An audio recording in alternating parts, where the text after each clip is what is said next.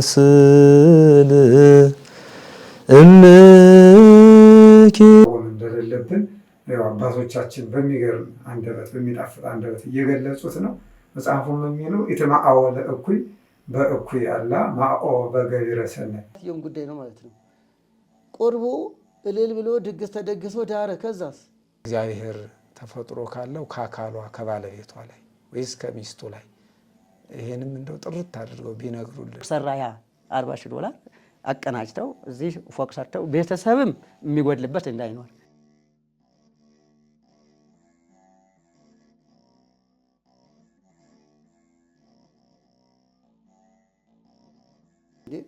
ቆራቢ ወታደሮች እኮ አሉ።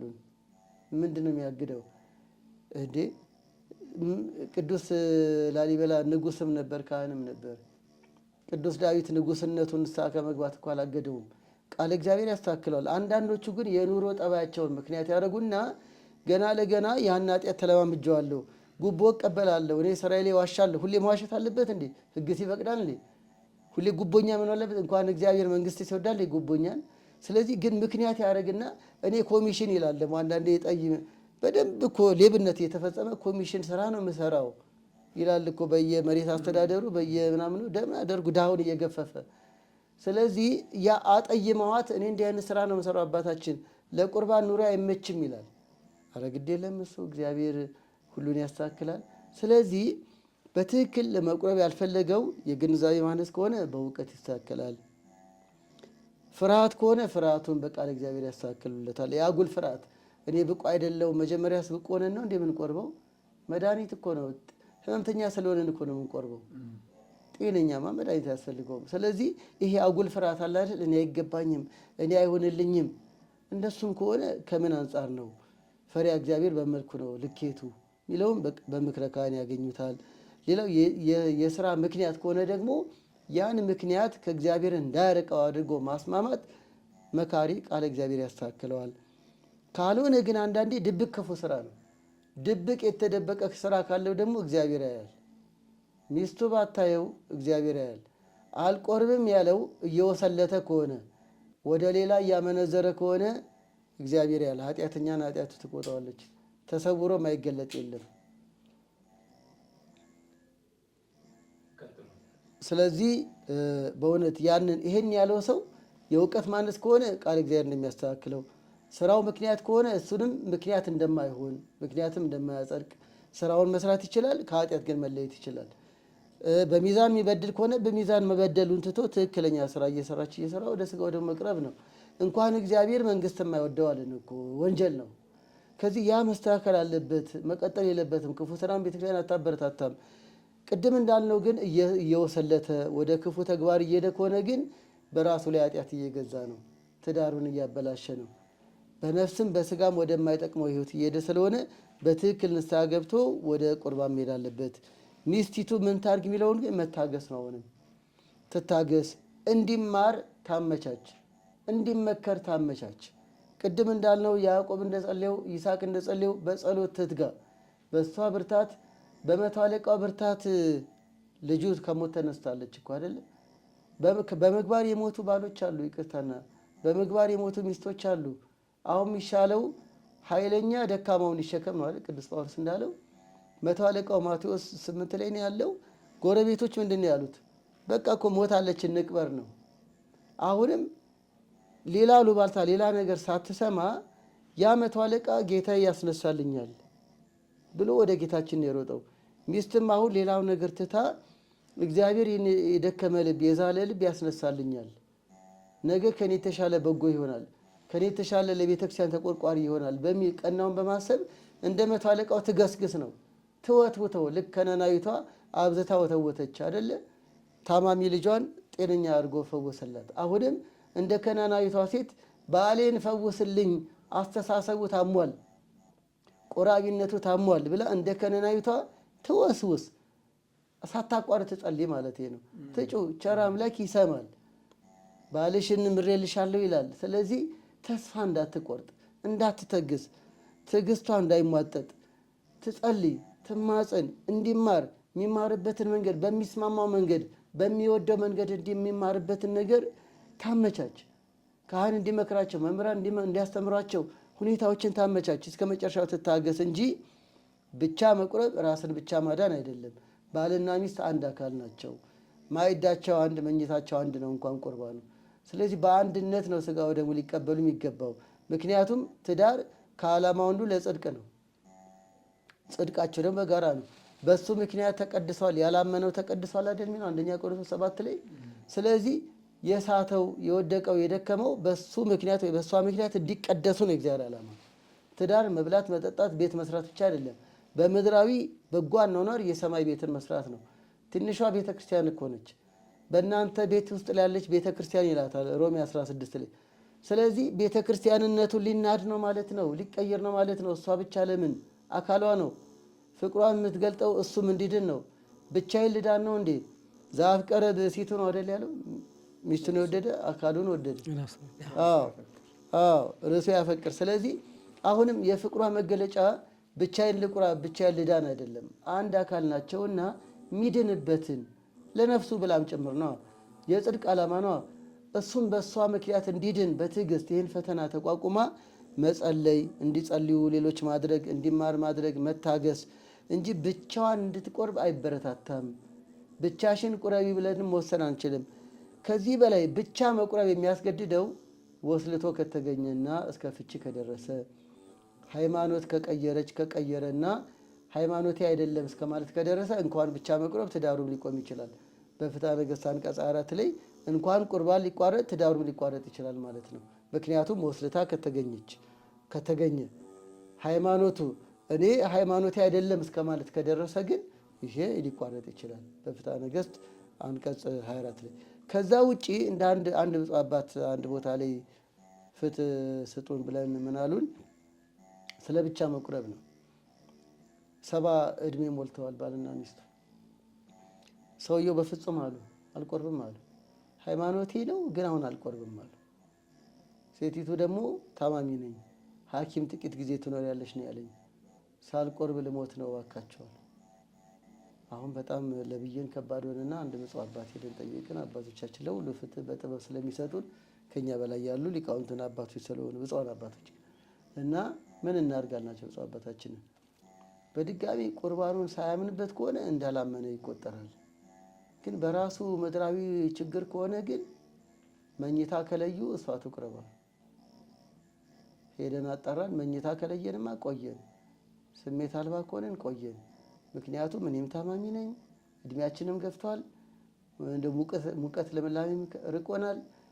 ስለዚህ በዚህ ውሳኔ መሰረት ሴቲቱን ነፍሷን ማዳን ስላለብን ሰውየውም 70 ዓመት ሞልተዋል። ግን በዚያን ግን መክረን ዘክረን እሺ ሊሉ ስላልቻሉ እናት ንስሐ ገብተው እንዲቆርቡ ተወሰነ። መኝታም ለይተዋል።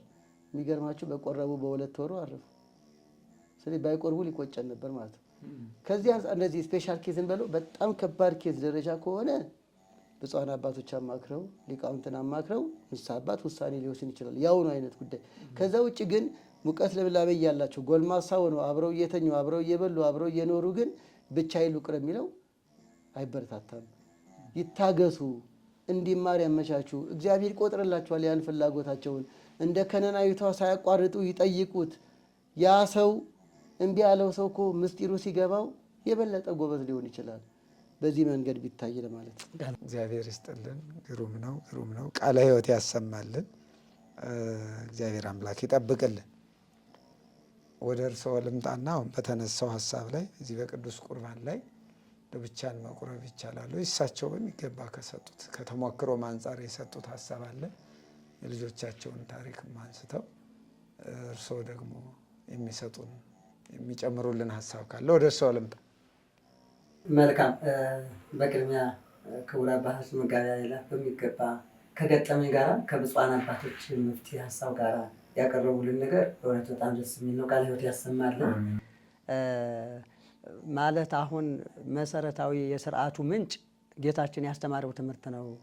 የማያስጠማውን የህይወት ውሃ እባክህ ስጠኝ፣ በየጊዜው እየመጣሁ እዚህ እንዳልንከራተት የቀን ፀሐይ እንዳያቃጥለኝ እንዳልጠማ ብላ ሳምራዊቷ ስትጠይቅ ባልሽን ጠርተሽ ነይና እሺ ነው ያላት። አሁን ባልና ሚስት አንድ ላይ መቁረብ አለባቸው ለሚለው ምንጩ ሕጉ እዚህ ላይ ያለው የወንጌል ሕግ ነው፣ የአምላካችን ትምህርት ነው።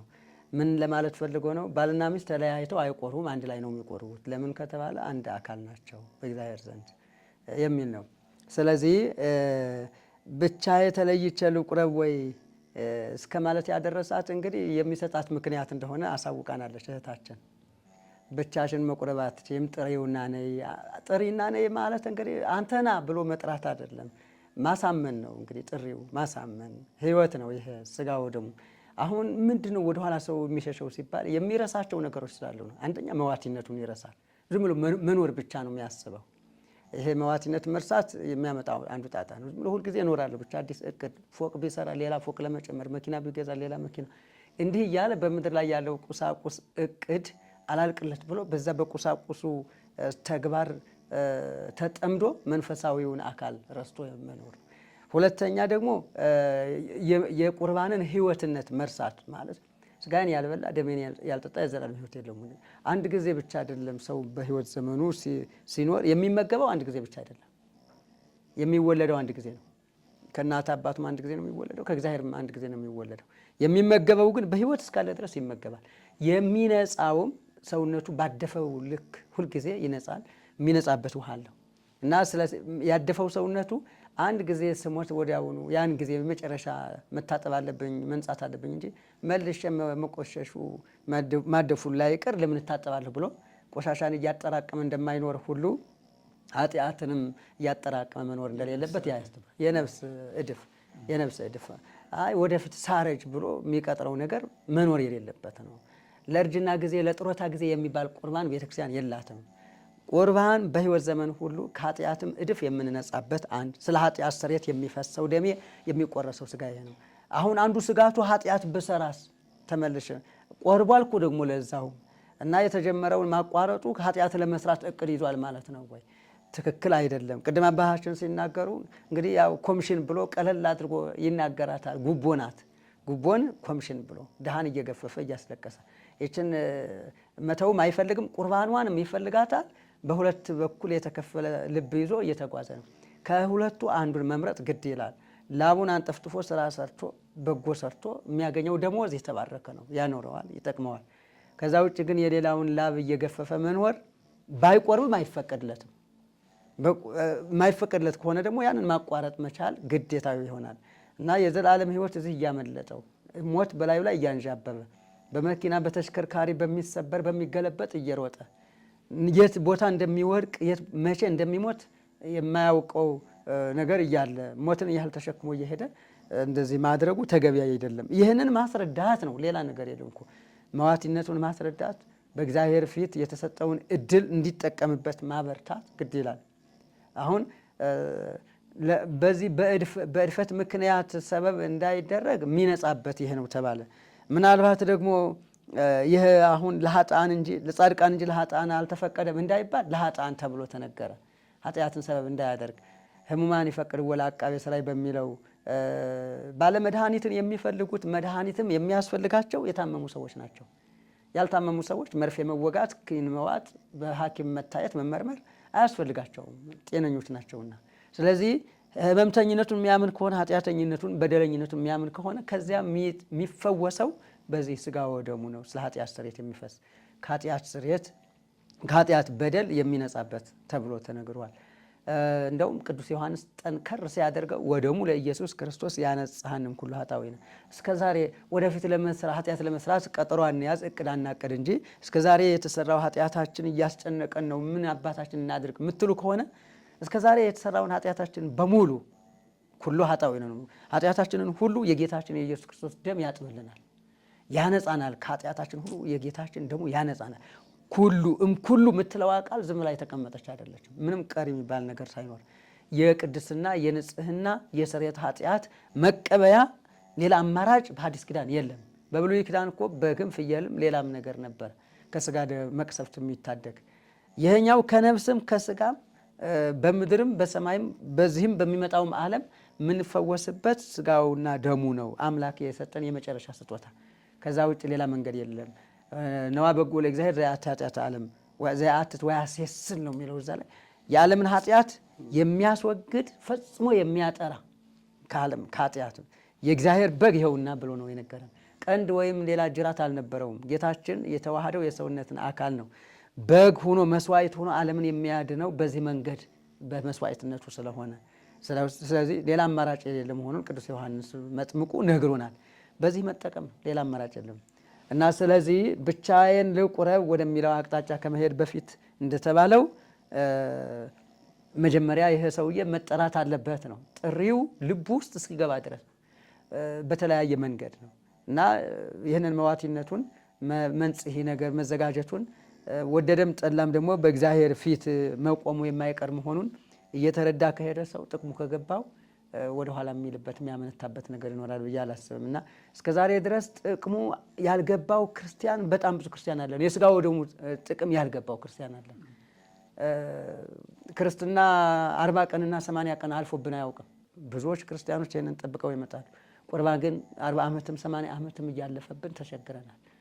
የግብፅ ክርስቲያኖች በዚህ በልጠውናል። በቀንም በሌሊትም ነው ቅዳሴ የሚቀድስላቸው። ቀን ለሚሰሩ ምናልባት ሌሊት እዚህ ጋር ቅዳሴ አስቀድሰን ቆርበን ካልሄድን ሞት ቢመጣ ከነ ኃጢአታችን ልንጠራ አይደለም ወይ ብለው ስርዓት አሰርተው ሌሊት ቅዳሴያን ለብቻ ተዘጋጅተዋል።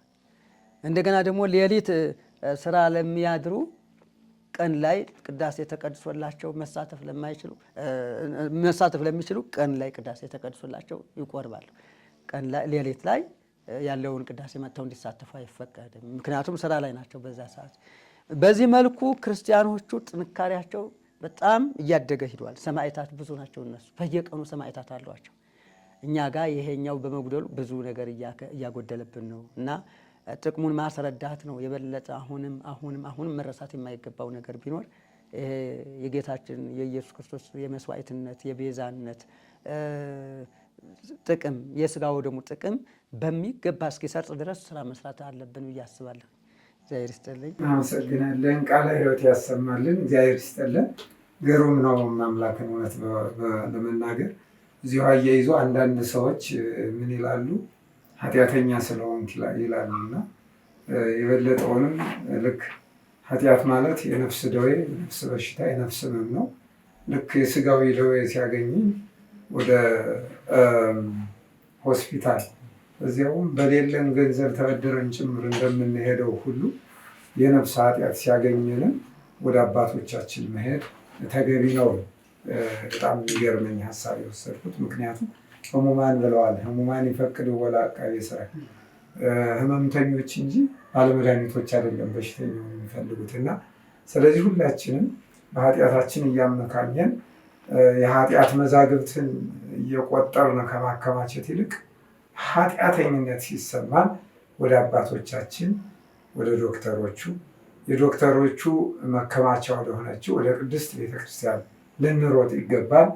የዕለቱ የመደምደሚያ መልእክቴ ነው። ለእኔም ቀረ የምትሉት ካለ ወርሃ ጽጌ ነው።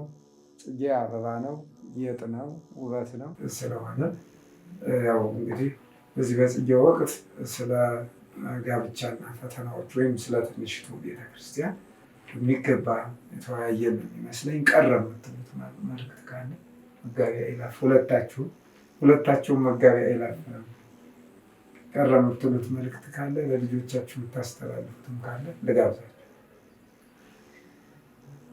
እሺ፣ መልካም። በእውነት ጥሩ መደምደሚያ ሰጥተው ነበር። ከወቅቱ ጋር አያይዘው ድጋሚ እንድናገር እድል ስለሰጡኝ ነው፣ አመሰግናለሁ። እንግዲህ ወርሃ ጽጌ ራሱን የቻለ ሰፊ ምስጢር ትምህርት የሚሰጥበት እንደሆነ እናምናለን። ግን ካነሳነው ርዕሰ ጉዳይ ጋር ብቻ ድንገት ለማዛመድ ያህል በዚህ በመኃልየ ዘሰሎሞን ምዕራፍ 2 ላይ እስመናው ሀለፈ ክረምት ወዝናብ ሀለፈ ወገባ ሌሊሁ ጽጌ አስተርአየ ውስተ ምድርነ እና ለምን አነሳሁት? ክረምት አለፈ፣ መዝሙርም አለ አይደል? ሀለፈ ክረምት ቆመ በረከት የጽጌው መግቢያ ላይ እና መኃልየ 2 ላይ እንዳለው ሊቃውንቱን በዜማ የሚያሰሙት። አሁን ለምንድን ያነሳሁት? ያ ጨለማው ደመናው አለፈ። ከአራቱ ወቅቶች አንዱ ደግሞ በጋው የአበባ ወቅት፣ የልምላሜ ወቅት፣ የፍሬ ወቅት ደግሞ መጣ። ስለዚህ ችግርም ያልፋል፣ አለመግባባትም ያልፋል። ቤቱ እንደ ደመና እንደ ክረምት ያሳለፈ ትዳር ይኖራል። ተስፋ እንቁረጥ። ያ በጨለማው ጊዜ በዝናቡ ጊዜ የነበረው ውጣ ውረድ አለፈ። አሁን ወንዞች ጠሩ፣ ሰማዩ ጠራ፣ ምድርን በአበባ አጌጠች። ስለዚህ ትዳር ያጌጣል። ልጅ የሚያጣ ልጅ ያገኛል። ገንዘብ የሚያጣ ገንዘብ ያገኛል። እንታገስ ነው እንግዲህ። ማለፉ ለማይቀር እግዚአብሔርን አናሳዝን፣ ሚስት ባልን አታሳዝን፣ ባል ሚስትን አያሳዝን። በቃ ክረምት አለፈ። ክረምት ያ እንደ ክረምት የሆነ የፈተና ዘመን ያልፋል። አበቡ የተገለጡ ክብር ይግባት እመቤታችን ምሳሌ ምልክት ድንግል ማርያም ተገኘት። ፍሬ መድኃኒዓለም ክርስቶስ ከአበባ ድንግል ማርያም ተገኘ። ዘመነ ኩነኔ ያለፈ፣ ዘመነ ምሕረት ተሰጠ። ይሄም ጊዜ ያልፋል። ይሄም ችግር ያልፋል። ባሌ እንዲሆነብኝ ሚስቴ እንዲሆነችብኝ የምንለው የመማረር ዘመን ያልፋል። አመስጋኝ እንሁን። ለሚያልፍ ጊዜ እግዚአብሔርን ትዳርን አናሳዝን፣ ሰውንም አናሳዝን። ማለፉ አይቀርም። ልክ የአበባው ጊዜው ማህሌቱ አገልግሎቱ ደስ እንደሚል ሁሉ ደስ የሚል ዘመን ይመጣል። በልጅ መባረክ፣ በሚስት መደሰት ይመጣል እና እዚህ ላይ ማንሳት ፈልገው ትዳር ለደስታ ነው። በሌላም ጊዜ ይህንን በሰፊው መናገር እፈልጋለሁ። ትዳር ለደስታ ነው። ከሚስት ጋር ደስ ይበልን የሚለው መክብብ ምዕራፍ 9። ታዲያ ለደስታ እንዲሆን የችግርን የመከራን ጊዜ አሳልፎ ለደስታ ምክንያት እንሆን ነው። መክብብ 9 ቁጥር 9 ትዳር ለመማረር እሷን ካገባው ጀምሮ እሱን ካገባው ጀምሮ መባቢያ አይደለም። ትዳር ለደስታ ነው። ህይወት ደግሞ ህይወት የሚያጠመው ደግሞ ደስታ ነው። ደስታ ደግሞ በገንዘብ አይገኝም፣ ፋርማሲ አይሸጥም። ትዳር በበጎነታችን እግዚአብሔርን በመፍራት በታማኝነት የሚመጣ ነው። ስለዚህ ለሚያልፍ ነገር ደስታን አንጣ፣ ይልቅ ለደስታ ለመልካም ነገር እንደ አበባ ለአማረ ትዳር ምክንያት እንሁን የሚል ነው እና ለደስታ ምክንያት እንሁን፣ ለቤቱ ደስታ ባሎች ምክንያት እንሁን። ባሎች መራራ አትሁኑ ይላል ቆላስይስ ምዕራፍ 3 ላይ። መራራ አትሁኑ፣ በቃ መራራ እንሁን፣ ተወት እናድርግ። ሚስቴ ነች፣ አካሌ ነች። ነገሮችን ተወት አድርገን ስለ ፍቅር ስለ በጎነት መልካም መልካሙን እንያዝ። ሚስቶችም እንዲሁ ነዝናዛ ጨቅጫቃ እንደሚያንጠባጥብ ቤት እንቅልፍ እንደሌለ ሁሉ እንቅልፍ የሚነሳ ቤት አይሁን። ሚስቶችም ለደስታ ምክንያት ሆኑ። ይሄው ነው። በአጠቃላይ በማስተዋል አብረን እንኖር፣ በማስተዋል አብረን እንኖር። ክረምት እንደሚያልፍ ሁሉ ችግር የመሳሰል ያልፋልና ለበጎ ነገር ምክንያት እንሆን። እንደ ወርሃ ጽጌ ያማረ ያፈራ ምንድን ነበር? በሲትከ ከመ ወይን አሁን ከመ ወይን ስሙር ውስተ ቤትከ ውስተ ጥራ ቤትከ መዝሙር 27 ነው። በቤት ውስጥ ያለች እኮ በእልፍኝ ያለች ሚስት እንደ ወይን የተመሰለች እንደሚያፈራ። ስለዚህ ለቤቱ መፍራት ለቤቱ በረከት ምክንያት ነች ሚስት። እንደዚህ ደግሞ በዓለም ደግሞ ለቤቱ ሲሳይ ለቤቱ በረከት ምክንያት ነው። ከዚህ አንጻር ለደስታ ለበረከት ለሰላም ለፍቅር ምክንያት እንደሆነ ወርሃ ጽጌ የሚያሳየንም ማበብን ማፍራትን ብሩህ ዘመንን ሰማዩ መጥራትን ወንዙ መጥራቱን ነውና ለጠራ ትዳር ለአማረ ቤት ምክንያት እንሆን ለማለት ነው። አመሰግናለሁ። ግሩም ነው። መልካም ነው። እግዚአብሔር ይስጥልን፣ እግዚአብሔር ይስጥልን፣ ቃለ ሕይወት ያሰማልን። እርስዎም እንዲሁም ይሰጡናል። መልካም እንግዲህ በርዕሰ ጉዳይነት በዋናነት ትዳርና ፈተናዎቹ የሚል መነሻ ተደርጎ ነው ብዙ ጥያቄዎች እየተነሱ፣ አንዳንዶቹ የሚስት ጥያቄዎች ሆነው አንዳንዶቹ ደግሞ የባል ጥያቄዎች ሆነው እየቀረቡ ለባልም ለሚስትም የሚሆን መልስ እየተሰጠባቸው እስካሁን ድረስ እንነጋገር የቆየ ነው።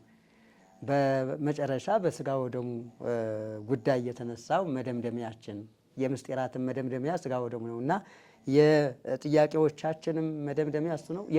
የችግሮቻችንም ሁሉ መፍትሄም እሱ ውስጥ ነው ያለው። ሌሎች የማይፈቱትን ብዙ ንግግር የማይፈታውን ሌሎች አሉ የሚባሉ መፍትሄዎች ሁሉ የማይፈቱትን የሚፈታው ስጋ ወደሙ ነው።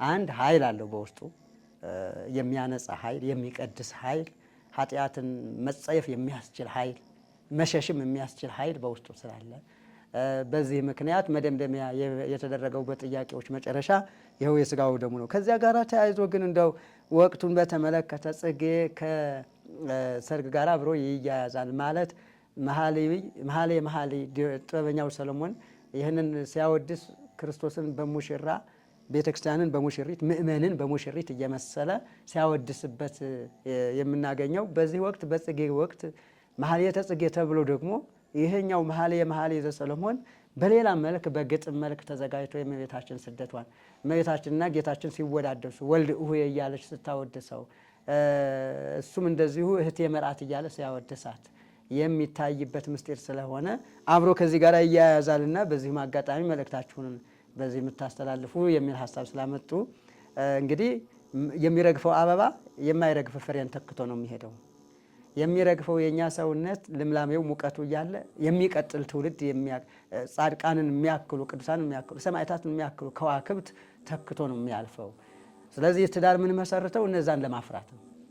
ይሄ አበባ የሚያብበው እኛ የምንመገበውን ፍሬ ለማፍራት እንደሆነ ሁሉ እኛም ደግሞ የምናገባው ትዳር ውስጥ የምንገባው ቅዱሳንን የማይረግፉ አበባዎችን የማይረግፉ ከዋክብትን አፍርተን ለእግዚአብሔር ማደሪያነት ለማበርከት ነው። ዋና ዓላማው ይሄ እንደሆነ ካሰብን ካሰላን ቅዱሳንን ለማፍራት ምን ጊዜም ዝግጁ እንሆናለን ማለት ነው። ቅዱሳንን ስናፈራ ግን ፈተና ይገጥመን ማለት አይደለም። ለዚህ ለአበባው ፈተናው ምናልባት ፀሐይም ነፋስም ሊሆን ይችላል። ሊያረግፈው የሚችለው እሱ ነው። ለእኛ ደግሞ በነፋስ ምሳሌነት በፀሐይ ምሳሌ በነፋስም በፀሐይ ምሳሌነት የተገለጸ አባርም ብንበለው ወረርሽኝ የምንበለው ኮረናም በሆነ ወቅት ላይ ህዝባችንን አነቃንቆት ነበረ። ለስጋው ደግሞ ያበቃል። እንደው በእውነት ክብር ምስጋና ለኮረና ይሁን አንልም። ክብር ምስጋና ለአምላካችን ይሁን ነው የምንለው። ግን በዛም ምክንያት እግዚአብሔር ግን ሰዎችን ለቁርባን ያበቃልን ቀን አለ። ያንን እናስታውሳለን። ሞታቸውን እያሰቡ ቶሎ የተስተካከሉልን። ይሄ ሁሉ እየሆነ ግን አሁንም የማይስተካከሉ አሉ እና ያ ማለት እንግዲህ ሁልጊዜ እንዲያው አበባ ብቻ ሁኜ እኖራለሁ ብሎ ማሰብ ነው። ፍሬ ለማፍራት አለመዘጋጀት ነው። ያለ ስጋው ደግሞ ፍሬ ማፍራት አንችልም። ያለ እኔ ምንም አይነት ፍሬ ማፍራት አትችሉም ብሎናል። ምንም አይነት ስራ መስራት አትችሉም ብሎናል። ዮሐንስ በወንጌሉ በጻፈልን ምዕራፍ 15 ቁጥር 5 ላይ ብዙ ፍሬ እንድታፈሩ እፈልጋለሁ አለ ጌታችን። ብዙ ፍሬ ማፍራት የምትችሉ ግን ከኔ ጋር ሆናችሁ። ከእሱ ጋር ምን ሆነው ደግሞ በስጋውና በደሙ ነው። በስጋው በደሙ ከአምላካችን ጋር ሆነን የማይረግፈውን ፍሬ አፍርተን በአበባው ምትክ ፍሬውን ተክተን ለእሱ አበርክተን እንድንኖር እግዚአብሔር ይርዳን። አመሰግናለሁ። እግዚአብሔር ይስጥልን፣ ቃለ ሕይወት ያሰማልን። ክቡራን ተመልካቾቻችን ጥያቄዎቻችን በዚህ ፈጽመናል። አባቶቻችን መጋቢ አእላፍ ቀሲስ ፋሲል ታደሰ የቀበና መድኃኔዓለም ስብከተ ወንጌል አገልጋይና እንዲሁ ደግሞ በአማካሪነትም የሚያገለግሉ ትልቅ አባታችን ጥንት ደግሞ የኢትዮጵያ ኦርቶዶክስ ተዋሕዶ ቤተክርስቲያን መገናኛ ብዙኃን ሲመሰረት አንስተው ያገለግሉ አባታችን ናቸው። መጋቢ አእላፍ ቀሲስ ገብረ ዮሐንስ ደግሞ የሐመረ ኖህ ቅድስት ኪዳነ ምሕረት የስብከተ ወንጌል አገልጋይ ሰባኪ ወንጌል ናቸው። የማህበረ ተዋሕዶ ዘኦርቶዶክስ ደግሞ ማህበር ሰብሳቢ ናቸው። በቅዱስ ጳውሎስ መንፈሳዊ ኮሌጅም ደግሞ እያስተማሩ ያሉ አባታችን ናቸው። በመጋቢ አእላፎች እልፍ ገቢያዎችን ገቢተናል። እንግዲህ ቀጣይ ጥያቄ ካላችሁ ማህበረ ተዋሕዶ ዘኦርቶዶክስ የሚለውን የዩቲዩብ ቻናል በዚያ ውስጥ ገብታችሁ ተመልክታችሁ እንደ ዘመኑ የዋጀውን ሰብስክራይብ፣ ላይክ፣ ሸር አድርጋችሁ ጥያቄዎቻችሁን በዚያ ነው የሰበሰብናቸውና በዚያው መጠየቅ ትችላላችሁ። ለበለጠ መረጃ ደግሞ 0948 88 88 11 የማህበሩ ቁጥር ነው። በዚህም ደውላችሁ የምትፈልጓቸውን ጥያቄዎች እንዲህ አይነት አባቶችን ታማክሩበትን ሁኔታ እንግዲህ ታገኛላችሁ ማለት ነው። ለነበረን ጊዜ ሁሉ ኃያሉ አምላካችን ልዑል እግዚአብሔር የተመሰገነ ይሁን። ቃለ ሕይወት ያሰማልን። አባቶቼ ክብር ያድልልን። እዚህ ድረስ መጥታችሁ ልጆቻችሁን በሚገርም ቃለ እግዚአብሔር ስለገነባችሁልን እናመሰግናለን። ከልብ እግዚአብሔር ይስጥልን። ይቆየን።